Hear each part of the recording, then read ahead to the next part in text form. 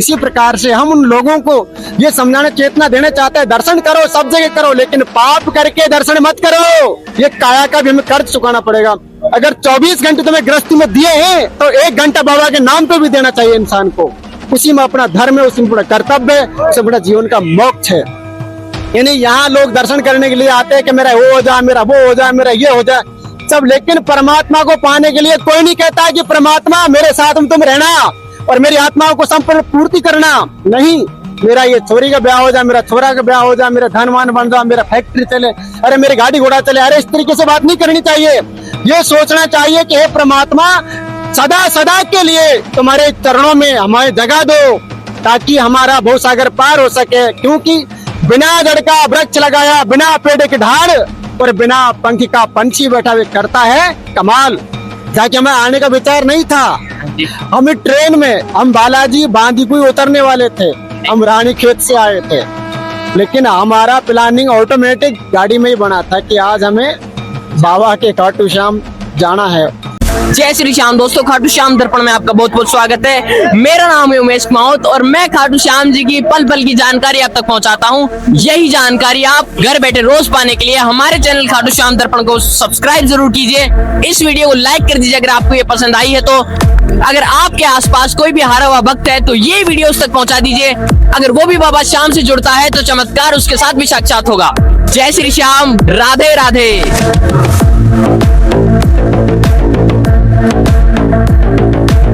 जय श्री श्याम अंकल जी। जय श्री श्याम, सच्चे दरबार की जय, खाटू श्याम धाम की जय हो, पांडव नरेश की जय हो, सनातन धर्म की जय हो, सच्चे दरबार की जय हो।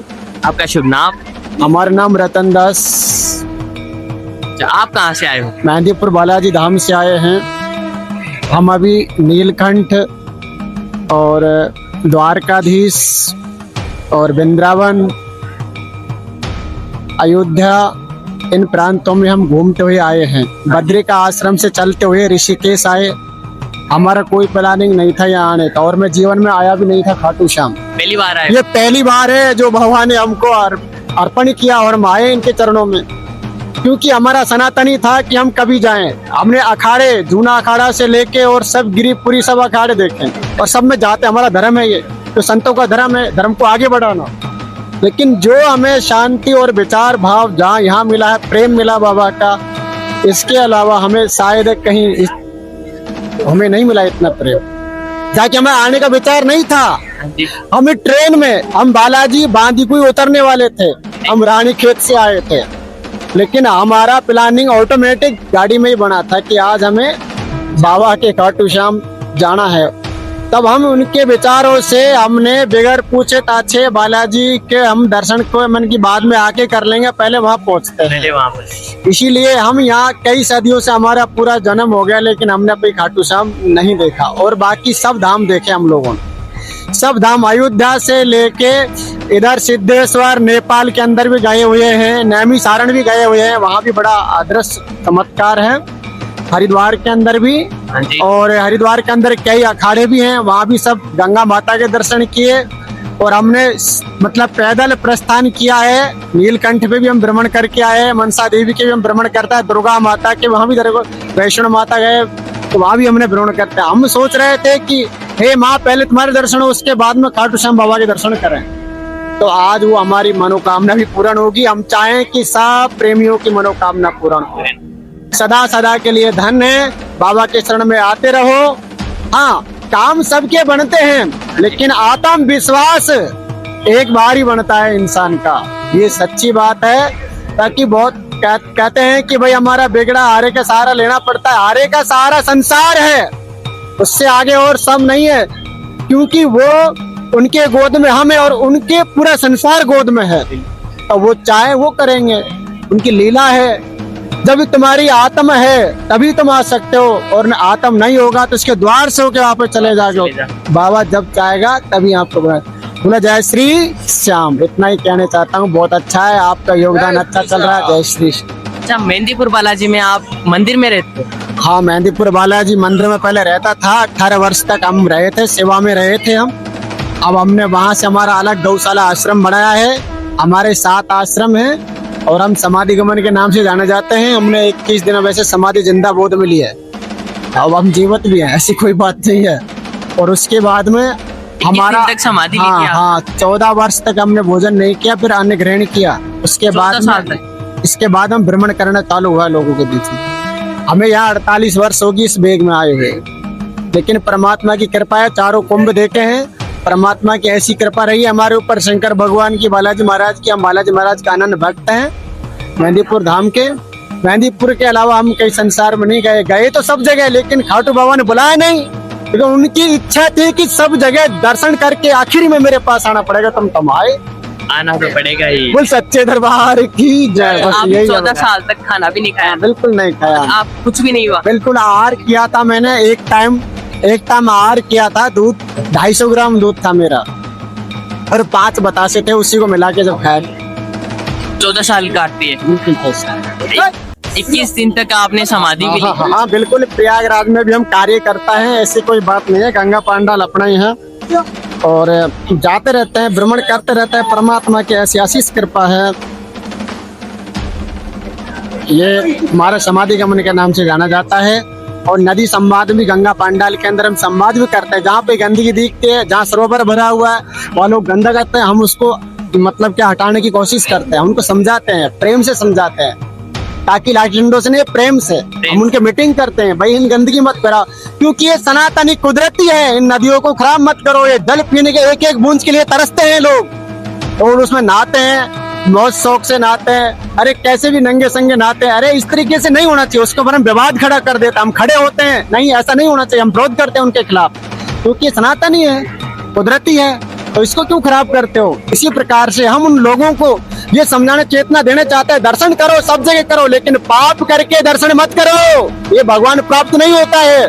भगवान तो अपनी आत्माओं को साफ करके इसी चौकट पे आओ, किसी भी दरबार में चल जाओ, कहीं भी चल जाओ, मेहंदीपुर धाम से लेके सालासर धाम तक, अयोध्या, कहीं भी प्रांतों में, सिद्धेश्वर नेपाल, कहीं किसी जगह तो हम घूमे हैं, लेकिन आत्मा साफ करके जाना चाहिए इंसान को, तभी इंसान की मोक्ष संभव है।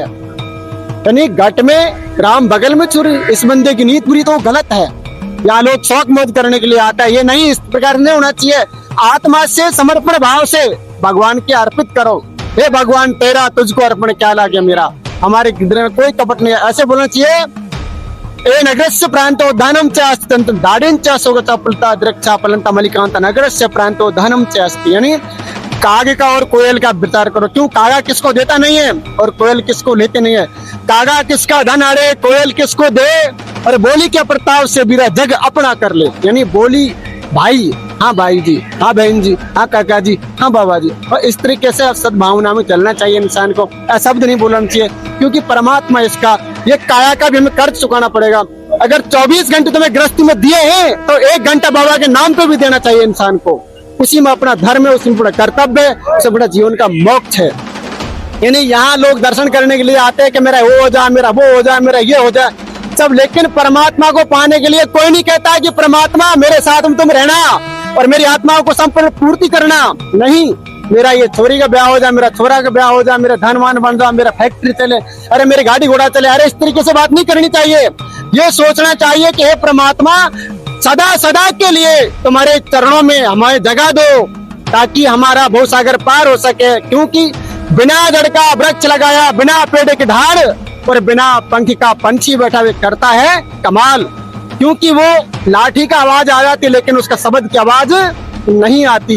अगर तुम जितने भी इस गलियों में घूम के कितने कपट करोगे, कहीं करोगे, आस्था धाम पे चोरी डकैती करोगे, लेकिन भगवान सबको देखता है।